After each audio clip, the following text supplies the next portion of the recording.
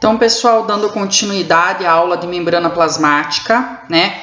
A gente viu aí na primeira aula sobre estrutura, né? Que a membrana plasmática é o modelo do mosaico fluido, ou seja, ela é um conjunto de diversas substâncias que se conectam, como se fosse um mosaico. Então, a bicamada de fosfolipídios, as proteínas, né, inseridas, podendo ser periféricas ou intrínsecas, e o glicocálix aqui, que vai ser responsável por fazer o reconhecimento, tá? E aí agora a gente vai partir para a parte de transporte pela membrana. Só que antes de entrar no transporte pela membrana, eu gostaria de explicar aqui para vocês a respeito de como que funciona a concentração das células. Então a gente vai sair um pouquinho da biologia e vai lá para a química, tá? Então vamos lá. Observem aqui que eu tenho 4 tipos de soluções, certo? Essa parte aqui é muito importante, tem que ficar bem concentrado e bem atento para pegar quais são os conceitos de hipotônica, isotônica e hipertônica para compreender de forma completa o transporte passivo e ativo, tá? Então aqui está a minha solução e eu vou comparar a esta solução outras 3 soluções, certo? Como assim? Eu tenho aqui uma solução. E aqui está o soluto, as bolinhas representam o soluto, então eu tenho uma determinada concentração.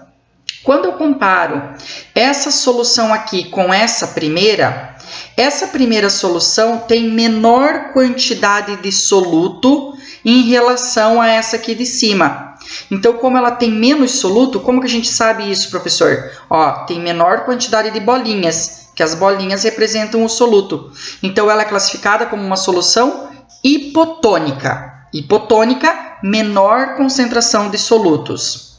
Essa solução aqui do meio, ela tem a mesma quantidade de soluto que a solução aqui de cima. Então, ela tem a mesma quantidade. Então, é isotônica. Iso é um prefixo que vem lá do latim, né? Igualdade, igual. Então, a mesma concentração de soluto. E aqui, a última solução a ser comparada, ela apresenta bem mais bolinhas em comparação com essa solução de cima. Então, ela é uma solução o quê? Hipertônica. Então, solução hipotônica, isotônica e hipertônica. Tá? Hipertônica com maior quantidade de soluto. Professor, o que essas soluções têm a ver com a biologia celular, com a membrana plasmática, com o que a gente está estudando? Todas as substâncias que ou entram ou saem da célula vão obedecer um gradiente de concentração. E esse transporte pela membrana vai se dar de 2 formas, certo? Na verdade são 3 formas, mas são as 2 iniciais, as principais o transporte passivo, que não gasta energia, o transporte ativo, com gasto de energia, e o transporte em quantidade, que é em grandes moléculas. Então, para abrir a parte de transporte pela membrana, eu já vou deixar bem explicado isso aqui. Quando uma substância é extremamente pequena, íons, moléculas, que vão atravessar a membrana plasmática, ou entrar ou sair da célula, elas vão passar por transporte passivo ou transporte ativo. As substâncias de maior peso molecular, maior estrutura, vão entrar e sair da célula por transporte em quantidade, que a gente vai ver no final da aula, que daí é a endocitose e exocitose. O que nós temos que ficar atento agora é o transporte passivo e ativo. Então, transporte pela membrana, os 2 primeiros tipos de transporte, lembrando que são substâncias pequenas, certo? Que não têm alto peso molecular, que vai ser quem? O transporte passivo, que não gasta energia, e o transporte ativo com gasto de energia. Tá? Qual que é a diferença deles? O transporte passivo, ele vai ocorrer sempre, com exceção da osmose, do ambiente de maior concentração de soluto para o ambiente de menor concentração de soluto. Tá? Então, o transporte passivo é aquele que não gasta energia, por quê? Porque as substâncias vão do ambiente de maior concentração, aonde está mais concentrado, então meio hipertônico, para o meio de menor concentração, meio hipotônico, certo? Do hiper para o hipo. Existem dois tipos básicos de transporte passivo de soluto: difusão simples e difusão facilitada. Olhem aqui o exemplo. A bolinha roxa, os triângulos e a bolinha azul, elas representam o soluto que estão, por exemplo, fora da célula. Se essas substâncias forem entrar na célula, elas estão indo do meio que tem mais soluto, ó a quantidade de bolinha, triângulo, bolinha, para o ambiente que tem menor quantidade de soluto. Aqui dentro tem bem menos soluto que aqui fora. Então, aqui é hipotônico e aqui é hipertônico. Então, se está indo do ambiente de maior concentração para o de menor concentração, nós chamamos isso de transporte passivo. Não vai ter gasto de energia. Em contrapartida, nós temos aqui o transporte ativo. Olha aqui. Aqui nós temos, vamos prestar atenção no quadradinho, nós temos apenas 2 quadradinhos, certo?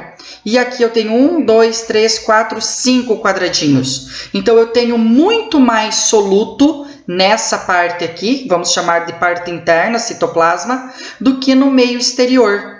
Então, o soluto está indo do meio que tem menor quantidade para o de maior quantidade. Hipotônico para o hipertônico, ou seja, está indo contra o gradiente de concentração.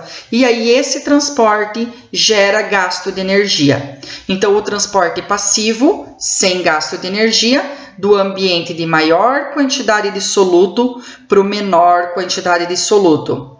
Transporte ativo, com gasto de energia, as moléculas vão ir sempre da onde? Da onde tem menos soluto para onde tem mais soluto. E agora a gente vai estudar especificamente o transporte passivo, certo? Essa aula, até o final dela, vai ser transporte passivo. Na continuidade, nós vamos ver o transporte ativo, tá?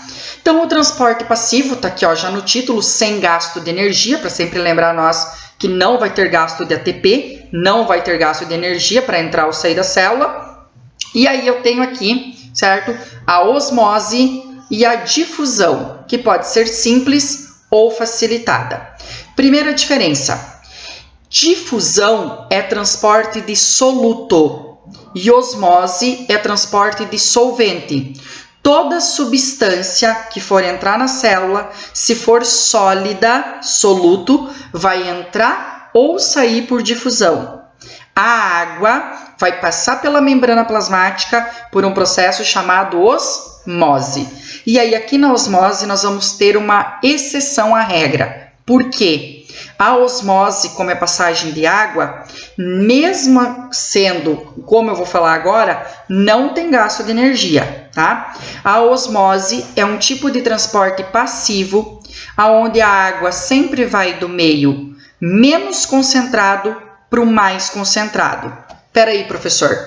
Menos concentrado hipotônico para o mais concentrado hipertônico, não vai ter gasto de energia para a água não, tá? Osmose é transporte passivo, ocorre do meio de menor concentração para o de maior concentração e mesmo assim não há gasto de energia, tá? Vamos ver especificamente cada um dos transportes agora. Então tá aqui, ó, transporte passivo, difusão. A difusão pode ser de dois tipos, a difusão simples ou a difusão facilitada. Vou até retornar aqui, ó, difusão simples e difusão facilitada. Qual que é a diferença dos dois tipos de difusão? Vamos lá. De modo geral, ambos os tipos de difusão, as substâncias vão ir do ambiente, como é transporte passivo de soluto, de maior concentração para o de menor concentração. Observe, aqui eu tenho a solução A e aqui eu tenho a solução B.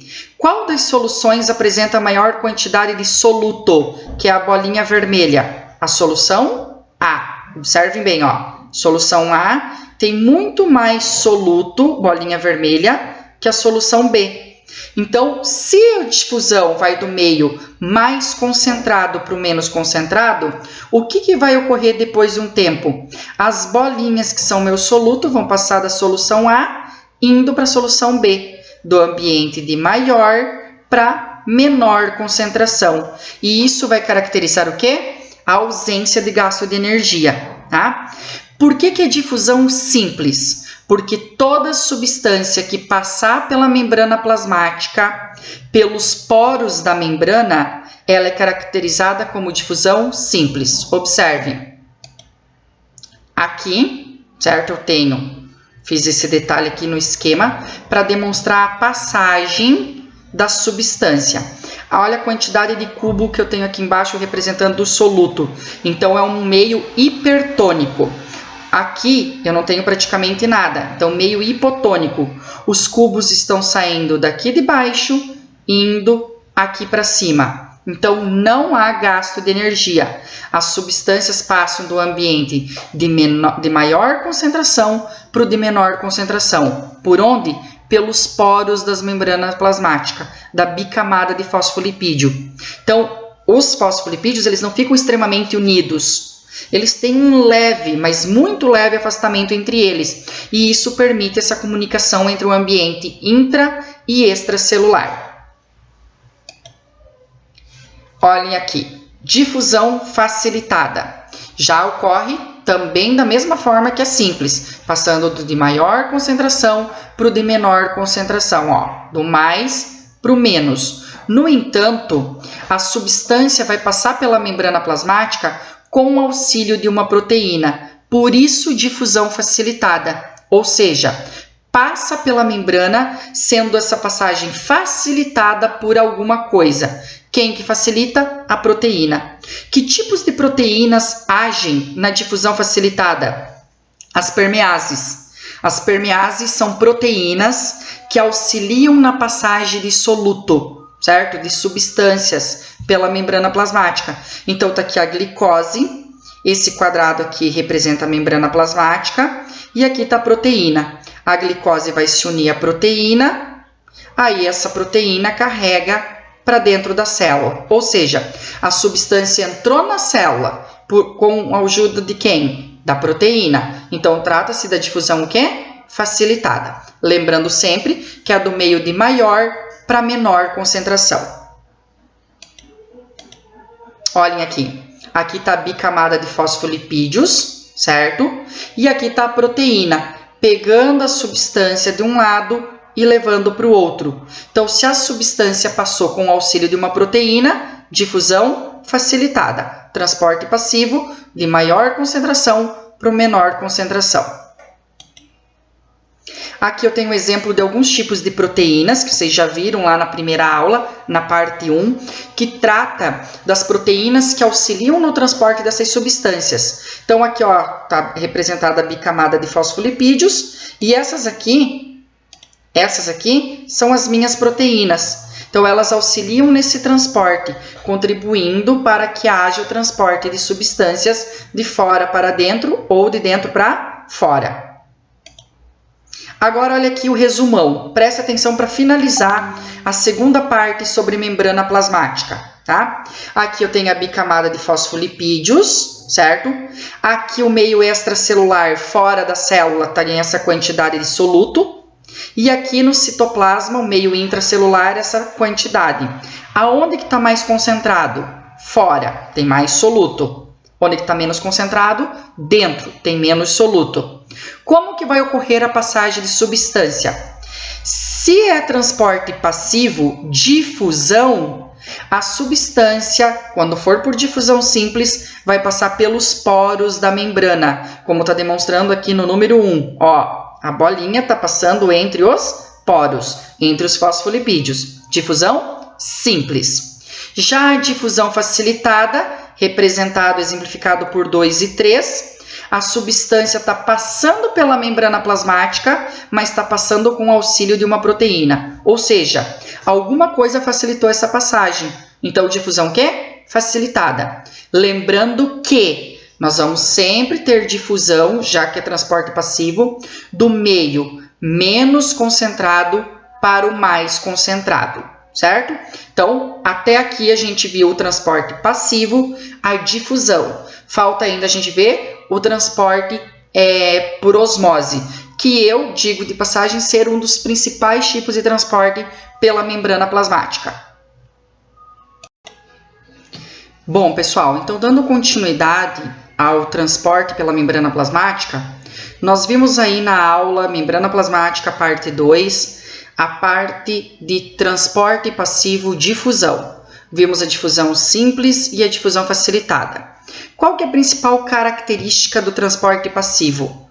Não ter gasto de energia, não ter gasto de ATP. Agora nós vamos entrar na osmose. Continua sendo um processo de transporte passivo. No entanto, a osmose é uma exceção à regra. Por quê? Porque a osmose é o transporte de água e não mais soluto, não mais substância sólida como na difusão.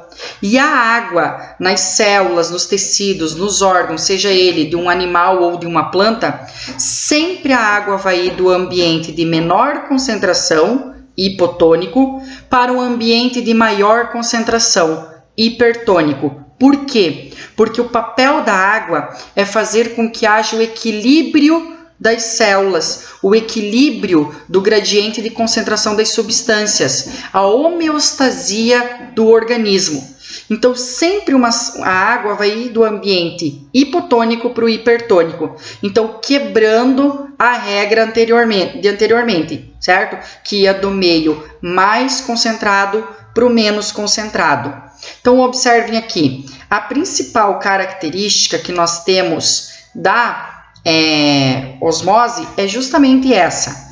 A água vai do meio menos concentrado, hipotônico, para o meio mais concentrado, hipertônico, certo? Olhem aqui os exemplos. Aqui eu tenho um sistema, aqui está o meu soluto, certo? As bolinhas vermelhas, e aqui está a quantidade de água. Vejam que está igual inicialmente. Depois de um tempo, com a passagem da água para o lado de maior concentração, olha como a quantidade de água diminuiu aqui e veio para o lado B. Ou seja, a água sempre vai do ambiente menos concentrado, veja bem, aqui eu nem tenho soluto, para o ambiente mais concentrado. E isso ocorre no nosso dia a dia em diversas situações da fisiologia do nosso corpo ou de fenômenos que ocorrem ao nosso entorno, tá? Então, olhem aqui como que ocorre a osmose.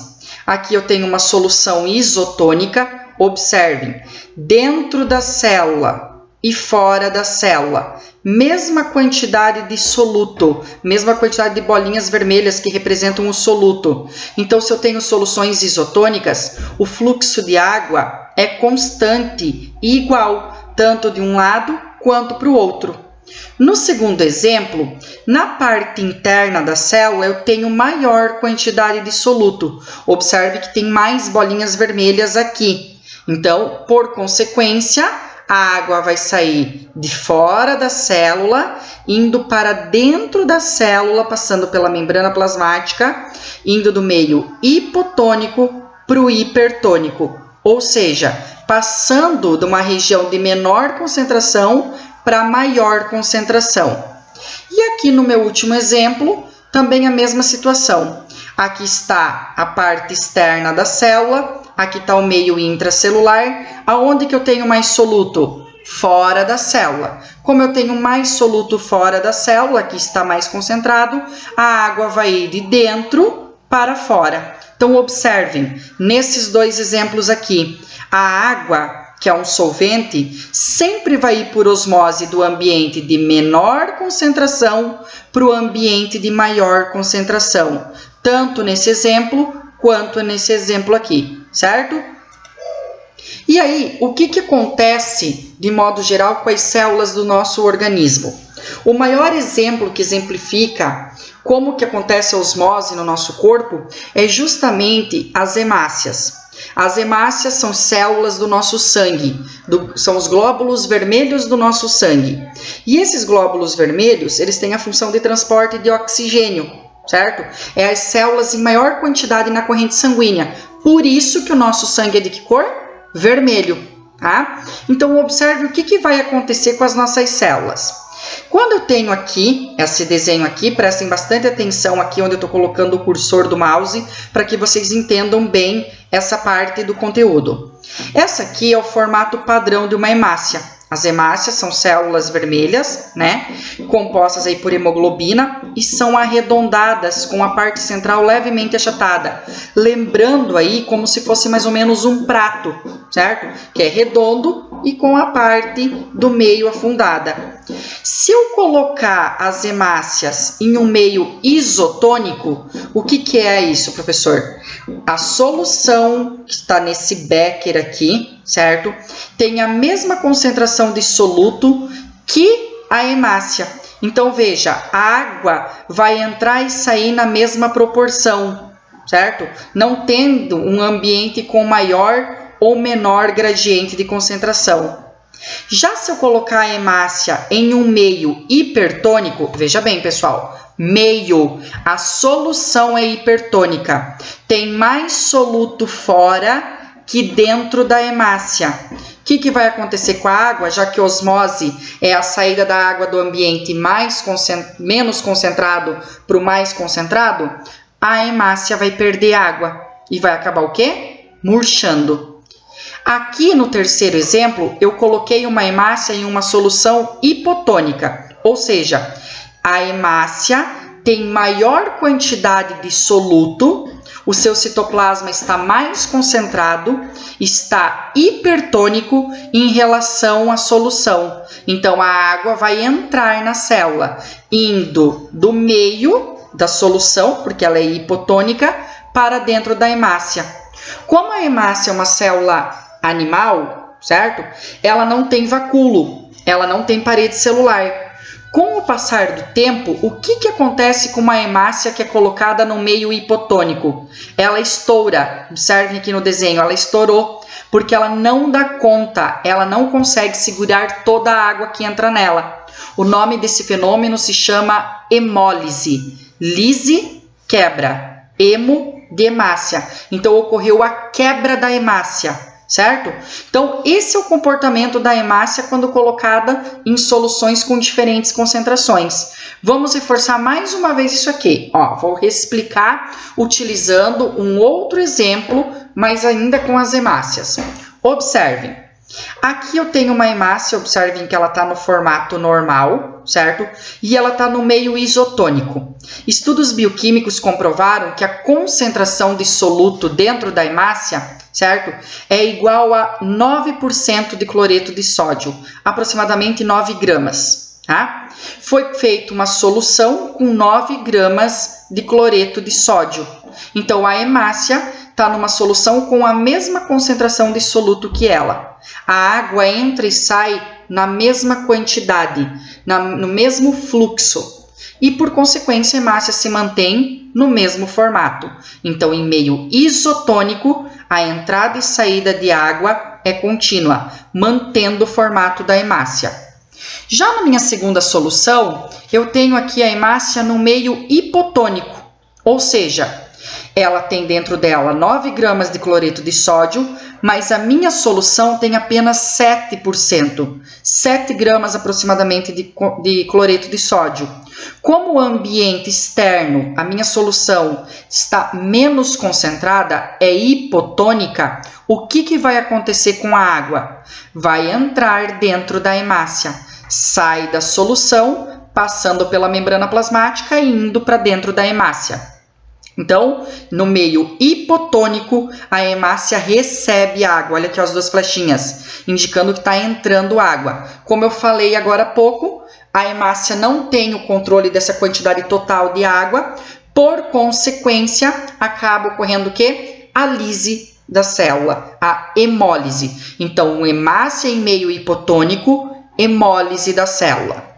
Se eu colocar a hemácia num ambiente hipertônico, ou seja, que a solução é mais concentrada, tem mais soluto que o conteúdo interno, observem aqui, a minha solução tem 12% de cloreto de sódio, ou seja, está bem mais concentrado que o ambiente interno.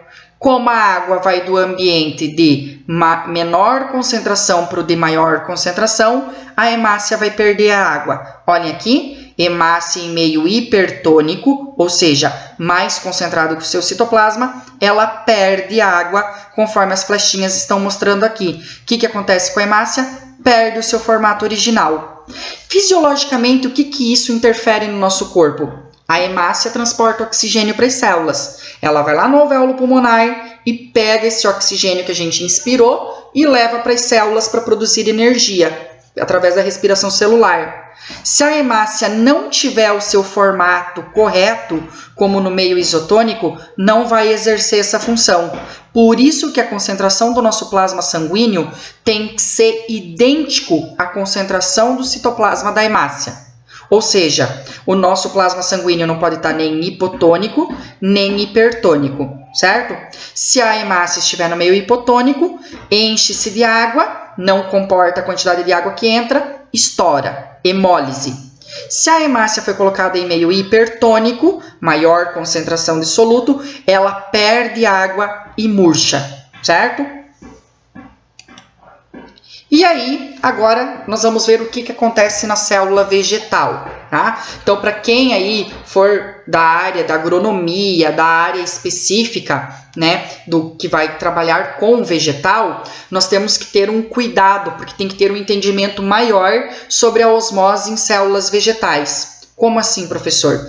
Como que é o comportamento de uma célula vegetal referindo-se à osmose?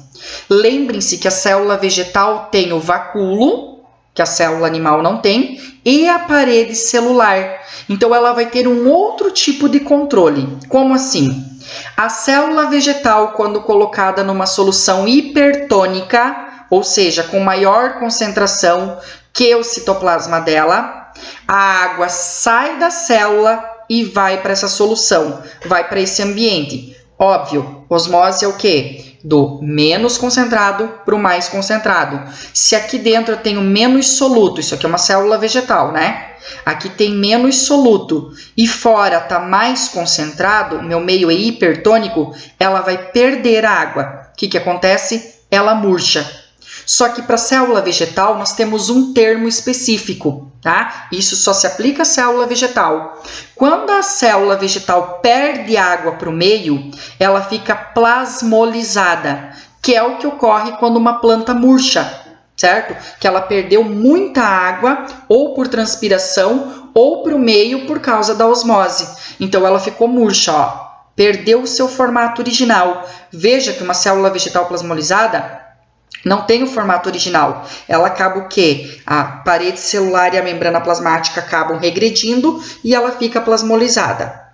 Do contrário, quando nós colocamos uma célula vegetal em um meio hipotônico, ou seja, a concentração fora da célula é menor.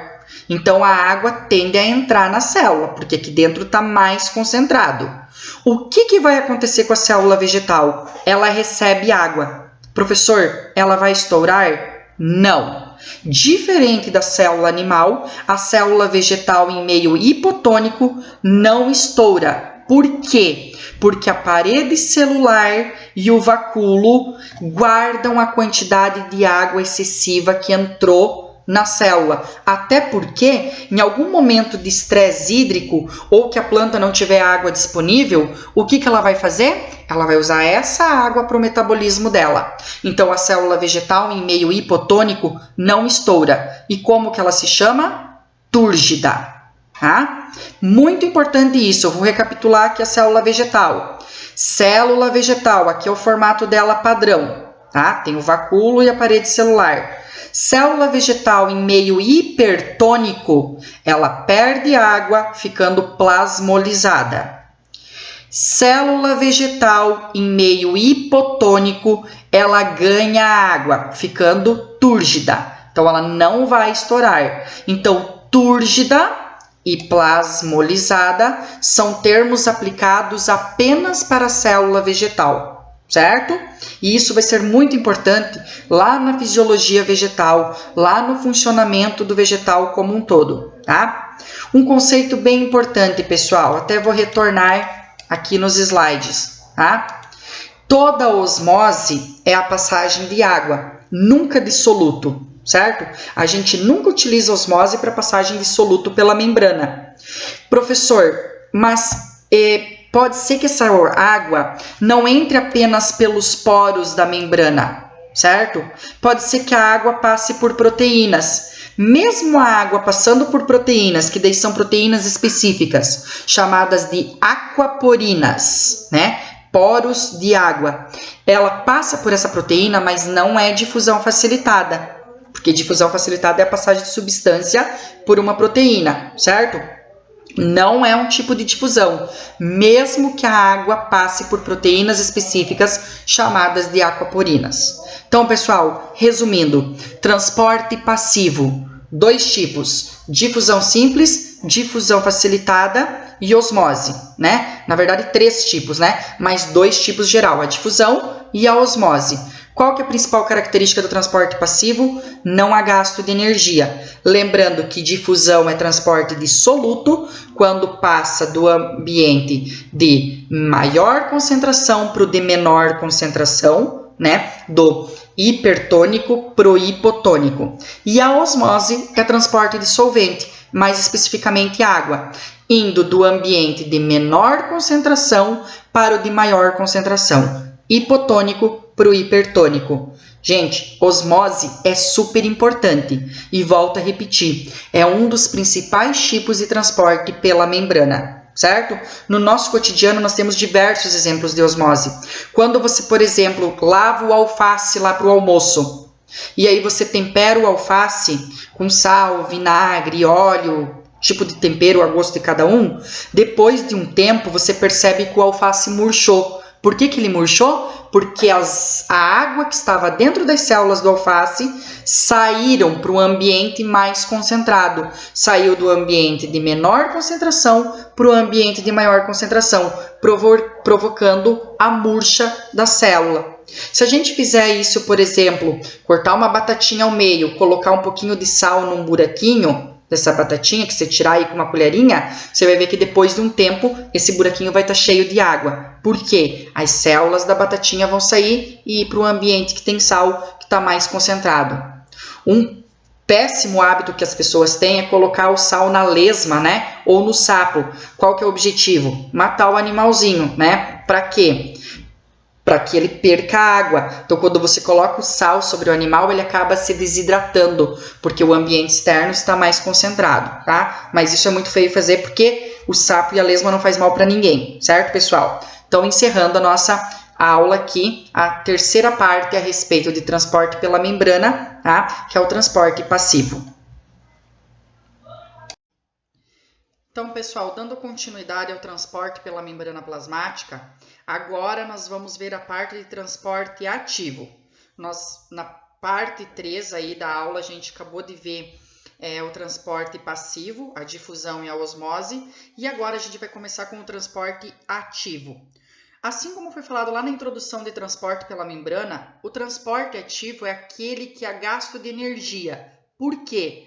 Porque as substâncias vão atravessar a membrana plasmática contra o gradiente de concentração. Ou seja, a substância vai do meio de menor concentração, hipotônico, para o de maior concentração.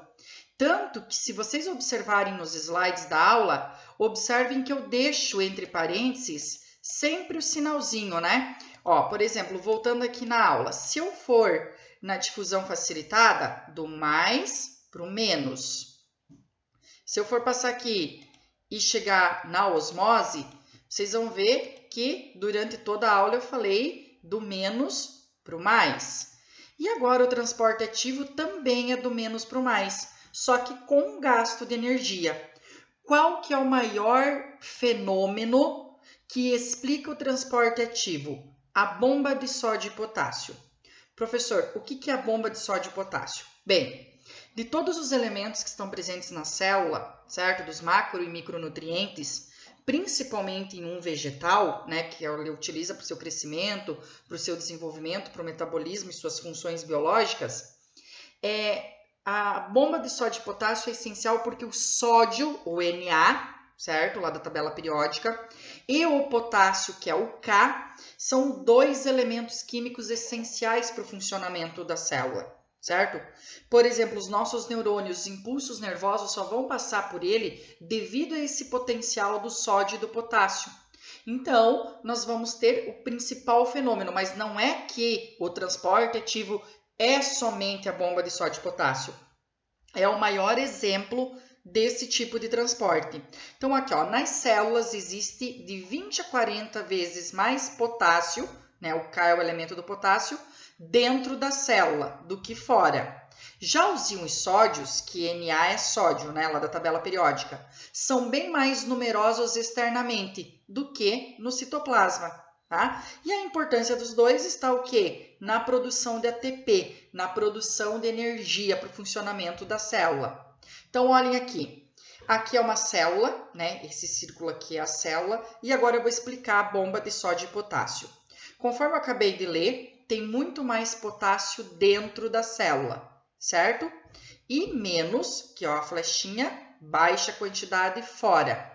Quando o potássio, entra na célula, essa flecha azul aqui está indicando que ele está entrando na célula. Então, está indo do ambiente de baixa concentração para o ambiente de alta concentração. E isso aqui é contra o gradiente de concentração, gastando energia. Por isso, o transporte ativo. Já aqui embaixo, eu tenho sódio em baixa quantidade dentro da célula e em alta quantidade fora, no espaço extracelular. Quando o sódio sai de dentro, que está hipotônico, está em baixa concentração, indo para fora, que está em alta concentração, também caracteriza transporte ativo. E esse é um fenômeno que ocorre na membrana de várias células do nosso organismo, nas células musculares, nos neurônios, no trato intestinal, no estômago, fazendo todo o funcionamento da célula. Por isso que é bomba de sódio e potássio. A célula bombeia sódio e potássio de fora para dentro, de dentro para fora. Então, como está indo contra o gradiente de concentração, transporte ativo. Nessa mesma figura, eu aproveito para exemplificar o transporte passivo. Quando o potássio sai da célula, indo do ambiente de maior para o menor concentração, transporte passivo. Ou quando o sódio entra na célula, indo do ambiente de maior para menor concentração, também transporte passivo. Mas o que eu quero que vocês se atenham nesse momento? No transporte ativo, certo? Que é quando a substância vai do ambiente de menor para maior concentração, certo? Continuando ainda aqui, o exemplo do sódio e do potássio, olhem aqui. Eu tenho sódio no meio extracelular, certo? Mais sódio, tem mais sódio fora do que dentro no citoplasma. Quando o sódio se liga à proteína e é transportado de dentro, que tem menos, para fora, ocorre o quê? O gasto de energia. Pegou aqui de dentro, que tem menos sódio, e está transportando, jogando lá para fora, para o espaço extracelular.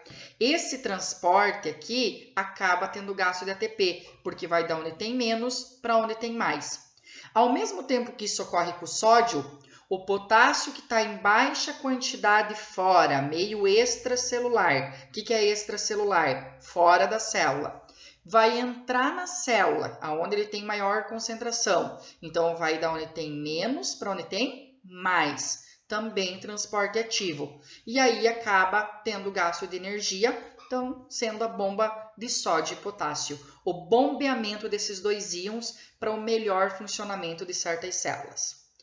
Visto aí o transporte ativo e passivo, né, que é transporte de pequenas moléculas, íons e entre outros em moléculas de baixo peso molecular, vamos finalizar o transporte pela membrana com o terceiro tipo de transporte, transporte em massa. O próprio nome já diz, são substâncias que entram e saem da célula em grande quantidade, de alto peso molecular. Quais são os dois processos? Endocitose e exocitose. A endocitose é o englobamento de partícula, quando as substâncias entram na célula, está no próprio termo, endo, entrada de substância na célula. E exocitose, exo vem de ex, externo, saída de substância da célula. Professor, mas até agora, o transporte passivo, o transporte ativo, também não era entrada e saída de substância pela membrana plasmática? Sim, era entrada e saída de substância. Mas, como eu falei anteriormente, e volto a repetir, substâncias de pequeno peso molecular, substâncias pequenas. Agora, nós vamos estudar o transporte em massa.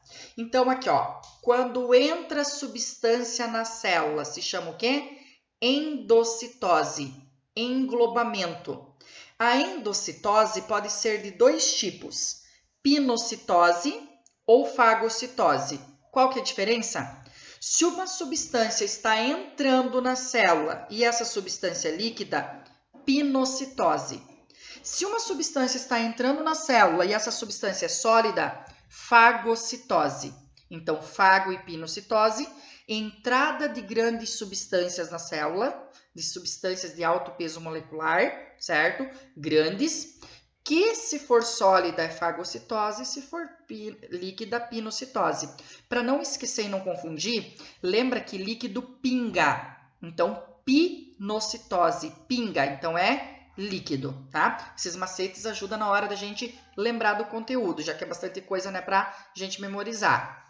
E quando a substância sai da célula, o processo se chama exocitose ou plasmocitose.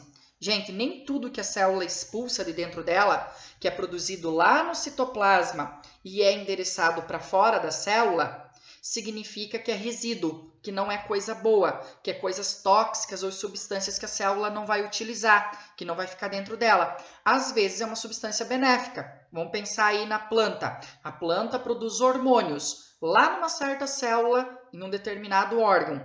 Esse hormônio vai ser secretado por essa célula. O hormônio é uma coisa ruim? Não, ao contrário. São substâncias que favorecem o crescimento celular. Portanto, é um processo de exocitose. Está eliminando alguma substância. No entanto, quando a eliminação dessa substância é especificamente um resíduo, uma substância tóxica, algum gás, alguma situação que aconteceu no metabolismo e que a célula vai liberar um resíduo que não é conveniente ela ter dentro da célula, aí é um tipo de exocitose específica, é a plasmocitose.